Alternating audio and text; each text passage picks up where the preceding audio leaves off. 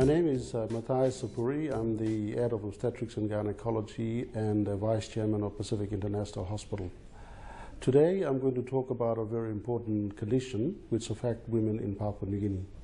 The condition is known as cervical cancer.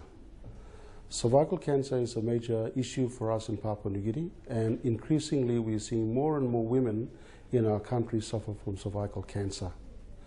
Current statistics in Papua New Guinea shows that we pick up 700 new cases of cervical cancer every year, and about 350 women die every year from cervical cancer. These figures were about 5 years ago. As we see today, the incidence is increasing more and more rapidly and is becoming a major health issue for us in Papua New Guinea. Cervical cancer is caused by a virus called human papillomavirus. It is associated with 70% of cervical cancer worldwide, but a small study done in PNG a few years back shows that HPV is associated with 100% of the cervical cancer cases in Papua New Guinea.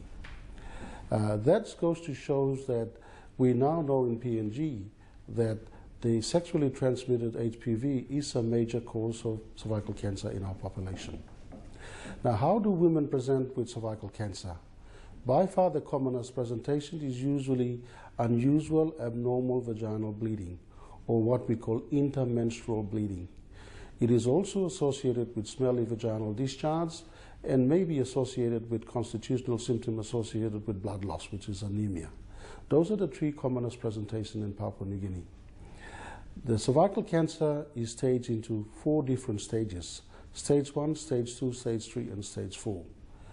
In PNG, unfortunately, most of the cancers that we see are usually in stage 3 and stage 4 of the disease, and that is usually known as advanced cervical cancer. Fortunately, in PNG, some women present at stage 1 and stage 2, and that can be treated successfully and can live a normal, healthy life. There are 3 different modalities of treatment available to us in PNG. Number 1 is surgery, and surgery can be done by specialist obstetricians and gynecologists to remove the cancer. It can also be treated by radiotherapy, and currently it can be treated in Angao Hospital with the radiotherapy facilities.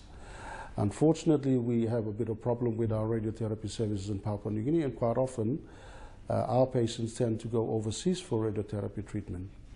And the last part of the treatment is chemotherapy, which is drug that we use as adjuvant to our normal treatment following surgery or radiotherapy. So what can we do to prevent cervical cancer?